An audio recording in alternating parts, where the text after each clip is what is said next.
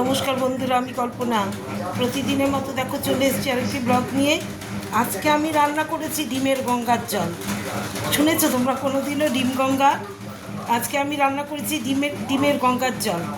আর করেছি এই দেখো, আজকে আমি কি করে নিয়েছি দেখো। আজকে আমি করেছি গরম গরম সাদা ভাত। এখানে সবে নামালাম ভাতটা এই মাত্র, তাই খুলে রেখেছি। মানে ধোয়াটা দুবেলার ভাত তো, ধোয়াটা যাতে বেরিয়ে যায়, নাহলে ভাতটা নষ্ট হয়ে যাবে গরম অবস্থায় থাকলে।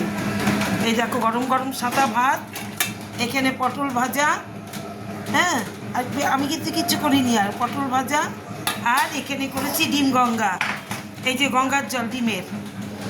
দেখো, আমাকে একটু কমেন্টে জানিও ডিম গঙ্গা কেমন। হ্যাঁ, তোমরাও করো ডিম গঙ্গার জল।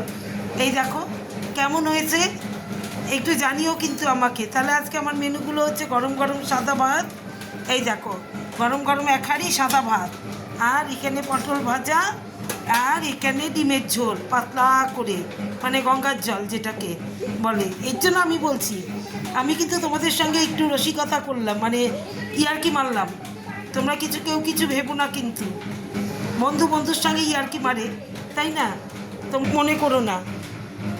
তাহলে কি তোমাদের তো এখন 3:30 বাজতে চললো। তোমাদের তো হয়ে গেছে সব খাওয়া দাওয়া হয়ে গেছে ম্যাক্সিমাম লোকেরই। আমার এখনও কিচ্ছু হয়নি। তোমার কাকুকে খেতে দেবো আগে। এখন গ্যাসটা মুছে তোমার কাকুকে খেতে দেবো, তারপরে তোমার করবো, স্নান করবো, ঘর মুছবো, স্নান করবো, তারপরে পুজো আছে। আজকে বৃহস্পতিবার, দেরি হয়। ব্যাস, আবার রাতে দেখাবো। রাতে আর রান্না নেই, দুবেলা ভাত করে নিয়েছি, রাতে গুড নাইট করবো। হ্যাঁ, তাহলে এখনকার মতো টাটা।